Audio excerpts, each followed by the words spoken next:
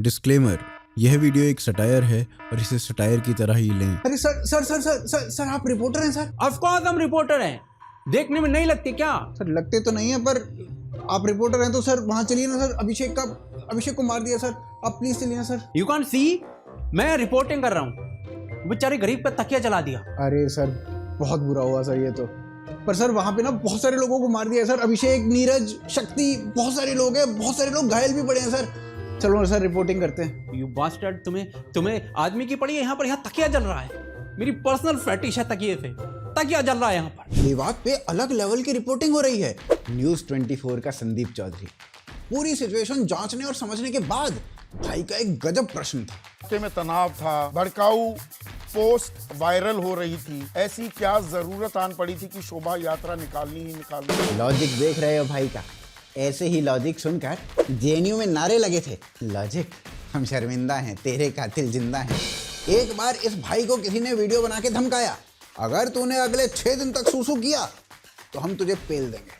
अरे मजाल भाई ने सूसू किया हो तो ये होता मर्द। भाई ने यहाँ से यहाँ तक पाइप लगा लिया, एक बूंद नीचे नहीं टपकने दी। ऐसे रुकते हैं दंगे। इसी दिन के लिए श्री अभिषेक उपमन्यु जी ने कहा था, तुम साला अपनी बॉडी लेकर घूमोगे तो क्रिमिनल तो काट ही देगा ना। संदीप भाई को ऊपर से गांधी जी ने देखा और सीधा धरती पर उतारा है। बोले bro you are my type. अच्छा नहीं समझे तो क्या हुआ था, कस्तूरबा गांधी बीमार थी, निमोनिया हो गया था। तो अंग्रेजों के डॉक्टर आए, बोले इन्हें पेनिसिलिन देना होगा। गांधी जी बोले नहीं, इन्हें दवा की नहीं दुआ की जरूरत है, मैं बस दुआ ही करूंगा, ये ठीक हो जाएंगी। और डॉक्टरों को भगा दिया। अगले दिन कस्तूरबा गांधी राम प्यारी हो गई। गांधी जी बोले I am happy beyond measure. पर यहाँ पर मेरा पहला प्रश्न गांधी जी से ये है, भाई साहब जब डॉक्टर को दवाई ही नहीं देना था, भगाना ही था, तो बुलाया ही क्यों था? और थोड़े ही दिन बाद जब खुद को मलेरिया हुआ तो डॉक्टरों से क्विनीन क्यों ले ली? अच्छा समझ आ गया होगा, दुआ से कुछ नहीं होता, या फिर पेनिसिलिन में मजा नहीं आ रहा था, क्विनीन में आ रहा था। अब चलो हो सकता है एक आधा आदमी या जर्नलिस्ट चटका हुआ मिल जाए। यहाँ तो साली लाइन लगी हुई है। राजदीप के हिसाब से 2 थ्योरीज हैं मेवात में। There are 2 narratives flowing. One is that the Bajrang Dal was inciting, creating a situation. The other is that there are Muslim groups in Nu who are well armed, who are waiting for an opportunity to strike back against some of those who in the name of Gau Rakshak have been spreading hate and violence in the area. कमाल है राजदीप जी, दोनों ही theory बस बजरंग दल को blame कर रही हैं। तो फिर ये 2 थ्योरी कैसे हुई? ये तो एक ही थ्योरी हुई ना भाई। उधर से रवीश जी का अलग लेवल मोनू चल रहा। Monu is your mom, Monu is your dad, Monu is your uncle, Monu is your aunt, Monu is अड़ोसी and Monu is पड़ोसी। रवीश जी का ये गाना नाटू नाटू के बाद दूसरा सबसे पॉपुलर गाना हो गया है। ऑस्कर वालों ने कहा हम सुओ मोटो संज्ञान लेते हैं और इस गाने को अगले साल का ऑस्कर अभी से दे देते हैं। रवीश जी को जर्नलिस्ट नहीं लिरिकिस्ट होना चाहिए था। पुलिस का कहना है कि इतनी बड़ी तबाही मेवात में नहीं हुई जितनी रवीश जी के इस गाने से हो गई। रवीश जी ने इस गाने का लेखन मात्र मोनू मानेसर को मुख्य आरोपी दिखाने के लिए किया। इस पर मुझे महाभारत का वो दृश्य याद आ गया। एक समय ऐसा आया था जब भगवान श्री कृष्ण ने दुर्योधन से बात करके उसे युद्ध ना करने के लिए मना लिया था। शकुनी को भी अपनी गलती का एहसास हो चुका था और वो भी युद्ध ना करने के लिए मान गया था। पांडव तो पहले से ही युद्ध नहीं करना चाहते थे, पर फिर एक दिन ऐसा आया, एक व्यक्ति ने कौरवों के कान भरे, जिसके बाद पूरा युद्ध शुरू हुआ। उस व्यक्ति का नाम था मोनू मानेसर। रवीश जी कमाल के लंबट आदमी है भाई साहब। इससे पहले गोलियों को लानतें भेजते थे, अब ये गाने लिख रहे हैं। मतलब ये बोलना क्या चाह रहे हैं रवीश जी हैं? ये पूरा कांड इनके हिसाब से मात्र एक आदमी के चक्कर में हो गया, वो भी उस आदमी के चक्कर में जो वहां था ही नहीं। तो भाई इस बात में एक शेर याद आ गया, मोनू मोनू करते करते ये हो गए पागल सांड।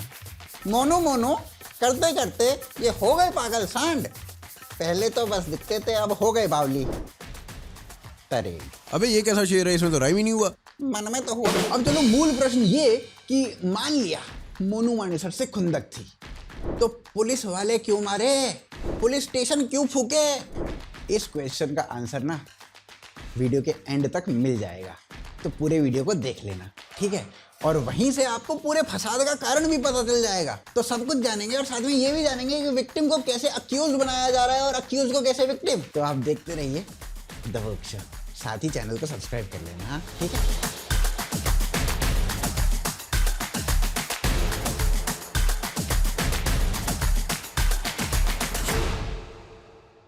तो भाई मोनू मानेसर से शुरू करते हैं। हरियाणा की विधानसभा में कांग्रेस का नेता बोला, अगर मेवात आ गया तो इसकी प्याज सी फोड़ देंगे। आपके मंत्री याद रखना, ये मेवात गए, इसकी प्याज सी ना फोड़ी तो मेवात भी हमसे कौन कहेगा। विधानसभा में ये लैंग्वेज, भाई साहब ये हरियाणा में ही हो सकता है। और कमाल की बात ये कि स्पीकर और दूसरे विधायकों ने इस भाषा पे कोई रोष प्रकट नहीं किया, क्योंकि वो इससे भी तगड़ी बोलते हैं। एक बार हरियाणा विधानसभा में एक पेपर उड़ गया, एक महिला विधायक को लग गया। महिला विधायक बोली अंधा हो गया है, देख नहीं सकता। तो भाई दूसरा बोला, देख भाई काम के टाइम पे हम छोरी नहीं देखा कर।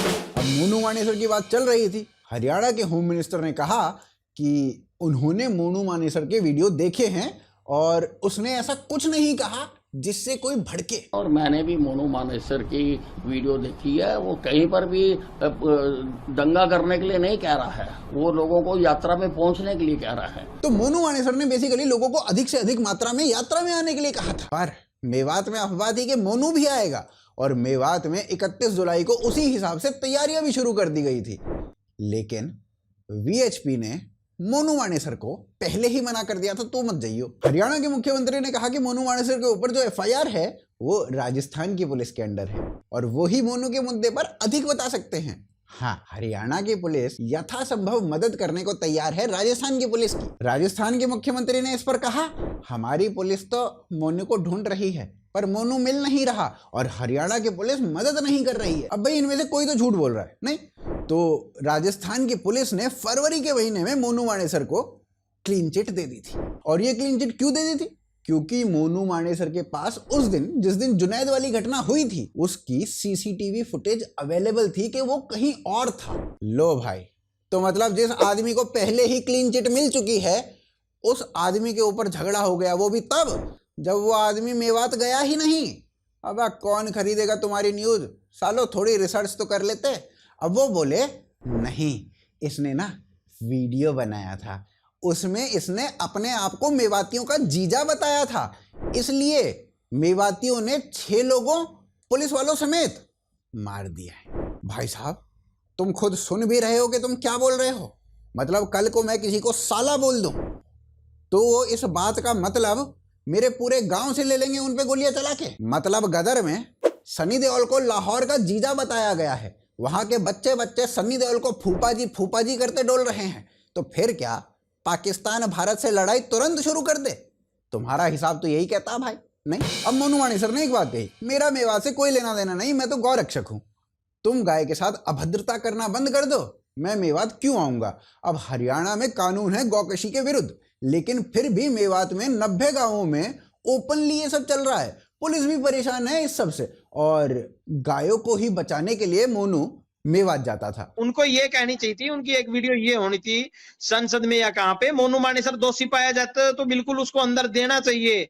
अपने समाज से कहना था कि गौ हत्या मत करो, वो आएंगे नहीं, वो आएंगे फिर हम देखेंगे, गौ हत्या नहीं करोगे तो कैसे आएगा कोई। अब हरियाणा में कानून है गौकशी के विरुद्ध, लेकिन फिर भी मेवात में 90 गांवों में ओपनली ये सब चल रहा है। पुलिस भी परेशान है इस सब से और गायों को ही बचाने के लिए मोनू मेवात जाता था। मोनू मानेसर को देख के पीटा वाले बोले, असली काम तो ये कर रहा है, हम तो बस अपनी मरवा रहे हैं। ईद पे डर डर के एक आधा ट्वीट बेचारे करते थे और वो भी डिलीट कर देते थे। पीटा का बहुत बुरा हाल चल रहा भाई साहब। तो भाई मेवात में हुई हिंसा के बारे में विस्तृत चर्चा के लिए आज हमने अपने स्टूडियो में बुलाया है उस आदमी को जिसे लोग बोल रहे हैं पागल होने के वर्ज पे है, आधे लोग तो बोल रहे हैं हो गया है। कभी हिंडन की नदी पे एंडरसन को ढूंढने चले जाते हैं, कभी बबलू बबलू पे रैप कर देते हैं, कभी मोनू मोनू पे गाना लिख देते हैं। चिड़िया ने चैंटे से क्या कहा, इनकी न्यूज का सोर्स होता है। तो भैया वेलकम करिए रविश कुमार जी का।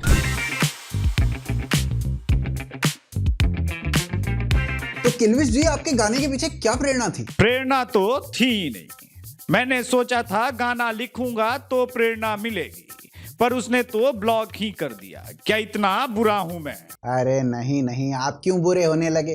बुरे तो वो हैं जो आप में होप ढूंढते हैं। हैं? कोई मुझ में भी होप ढूंढता है? अब छोड़िए, ये बताइए मेवात में जो हुआ उसका दोषी कौन है? उसके दोषी तुम हो। मैंने क्या किया? तुम कुछ नहीं करोगे तो दोषी तुम ही को तो बताएंगे। अरे ये कैसा लॉजिक हुआ? लप्पू सो सचिन है। अबे इसमें सचिन कहां से आ गया? जब मुझे लॉजिक का पता नहीं तो सचिन का पता कहां चलेगा। मैं तो बीएस, जो मन में आता है बोल देता हूँ। भाई साहब आप ना बात करने लायक बचे नहीं हो बिल्कुल। बेटर है आप चले ही जाओ यहाँ से, नहीं तो मैं डुकोक मार दूंगा। अब 31 जुलाई को अमन चोपड़ा ने इस पूरे विषय पर एक शो किया और पूछा पत्थरबाजों का परमानेंट इलाज कब होगा, उनके घरों पर बुलडोजर कब चलेगा। अमन चोपड़ा के परमानेंट इलाज को रवीश कुमार ने फाइनल सॉल्यूशन बना दिया, वो भी वो वाला जो जर्मनी में हिटलर ने किया था। कि मुकेश अंबानी के चैनल का एंकर अपने प्रोग्राम में हेट स्पीच का इस्तेमाल करता है, सही ठहराता है, यहूदियों के नरसंहार के लिए इस्तेमाल फाइनल सॉल्यूशन की तरह परमानेंट इलाज लिखता है। अबे कैसे कर लेते हो भाई ये सब? रवीश सीधा जर्मनी पहुंच जाता बात बात पे। सीए का टाइम था, डिटेंशन कैंप बनाए थे, भाई ने उन्हें कंसंट्रेशन कैंप बना दिया। बोला कुछ नहीं पर सबको लगा जो लगना चाहिए था। नागरिकता संशोधन बिल के बहाने हिटलर की जर्मनी की बात हो, असम कर्नाटक में बन रहे डिटेंशन सेंटर के बहाने गैस चेंबर की मिसाल दी जाए तो आप लापरवाह नहीं होते। रवीश के सुर में सुर मिलाया साक्षी जोशी, रोहिणी सिंह एंड कंपनी ने, और आज चलता फिरता आदमी अमन चोपड़ा को धमकियां दे रहा है। अमन चोपड़ा जी आपका भी मकान यही है, किसी दिन रास्ते से मकान से घर जाओगे और रास्ते में दंगाई ने अगर घेर लिया ना तो चंगाई मिल जाएगी उसी दिन। फिर एक अलग प्रोपेगेंडा चलाया गया, नल्हड़ के मंदिर पर कोई अटैक हुआ ही नहीं, और ऐसा मंदिर के पुजारी ने ही बता दिया। कमाल है भाई साहब, पुजारी अपनी खुद जान बचा रहा था मंदिर में छुप छुप के। हैं तुम कह रहे हो मंदिर पे अटैक ही नहीं हुआ, तो जान किससे बचा रहा था? अच्छा छिपकली आई होगी। पुजारी जी ने सोचा चलो छुप जाता हूँ, छिपकली से जान तो बच जाएगी, है ना। जब कुछ हुआ ही नहीं तो एडीजी ममता सिंह मंदिर में छुपे लोगों को किससे बचा रही थी? जो गोलियां चला रहे थे। अच्छा मंदिर के अंदर ही लोग आपस में चोर पुलिस खेल रहे होंगे, बाहर से तो कुछ हुआ ही नहीं। मैं पहुंची हूँ तो वहाँ एक्चुअली स्थिति बहुत ही क्रिटिकल थी। 2,500-3 हजार लोग फंसे हुए थे मंदिर में, चारों तरफ से फायरिंग हो रही थी। हमारी फोर्स वहाँ पर थी मौजूद, पर वो इतनी संख्या में नहीं थी कि इतने लार्ज स्केल जो है घेरा करके तीनों तरफ से पहाड़ के ऊपर से जो फायरिंग जिस तरह से आ रही थी। सब झूठे हैं, ये महिला भी। इतनी फायरिंग होती देखी और वो बेचारे भगवा के मंदिर में घुस गए। ये बच्चा भी। फिर यहाँ से 2-3 बाइक जाने लगी, वो हमको गालियाँ दे रहे थे, बहन तुम नहीं बचोगे। वो लोग थे, वो मुस्लिम लोग थे। ये किन्नर भी। उनको पहले से ही तैयारी थी, मतलब पहले से तैयारी उन्होंने कर रखी थी। ये पुरुष भी। तो मुझे मेरा ये देख के कहा अंदर हो जा अपने घर में, नहीं तो तुम्हारी बहन बेटे उठा के ले जाएंगे। नर नारी सुर असुर देवता मनुष्य मुनि गंधर्व किन्नर सब ने एक जैसी बात कही, पर सब झूठे हैं। और तो और एफआईआर भी झूठी है। एक ड्यूटी मजिस्ट्रेट आबिद हुसैन, उसने भी एक एफआईआर करी जिसमें लिखा था 700 से 800 मेवात के लोगों ने पथराव शुरू किया और फिर 500 के लगभग मेवों ने 35-40 शोभा यात्रा करने वालों को घेरा, उन्हें मारना प्रारंभ कर दिया। सबके सब बचने के लिए मंदिर में जाके छुप गए। ये भैया एफआईआर कह रही है। ऐसी 70 एफआईआर हैं जिनमें ऑलमोस्ट एक जैसी सी बातें लिखी हुई हैं। सब झूठे हैं पर, है ना। लेकिन एफआईआर में जो चौंकाने वाला खुलासा हुआ है वो खुलासा ये हुआ है कि ये जो खेत आप देख पा रहे हैं मंदिर के आसपास और ये जो पहाड़ी देख पा रहे हैं, इन पहाड़ी इलाकों से जो उपद्रवी हैं 600 से 700 के लगभग जो उपद्रवी थे, वो पाकिस्तान जिंदाबाद के नारे लगाते हुए अवैध हथियारों से फायरिंग करते हैं। इसके बाद ऑलमोस्ट 165 लोगों को अरेस्ट कर लिया गया अभी तक। तो बेसिकली अब तक ये तो क्लियर हो गया होगा कि ये सब मात्र मोनू मानेसर को रोकने के लिए तो नहीं किया गया होगा। पुलिस वालों पर आक्रमण, महिलाओं बच्चों पर आक्रमण केवल इसलिए नहीं हो सकता कि मोनू मानेसर ने कुछ वीडियो में कह दिया था। कॉन्स्पिरेसी बड़ी है और उसे आगे देखने वाले हैं, पर अभी टाइम हो गया है ग्राम दर्शन का, क्योंकि असली न्यूज तो वहीं से मिलती है नहीं।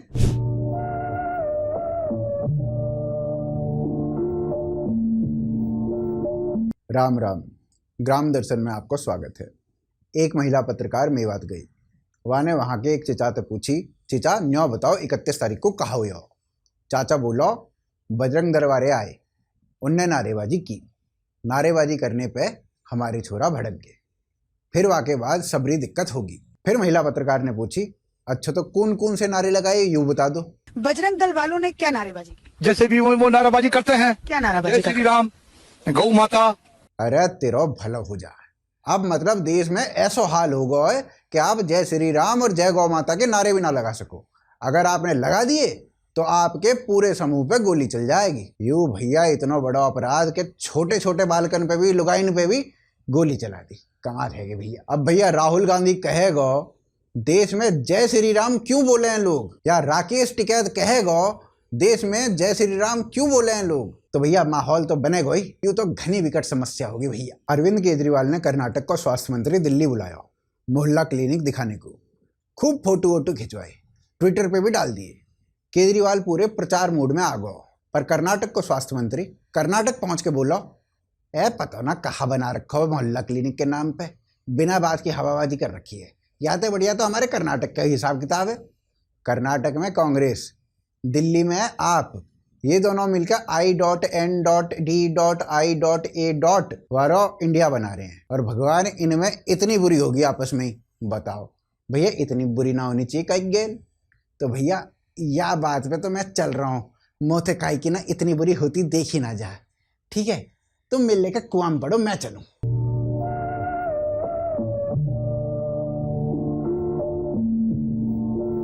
तो मेवात में दो बड़े बिजनेस हैं। एक बीफ जो बैन होने के बाद भी खुले में बिकती है, 90 गांव इसके गढ़ बताए जाते हैं।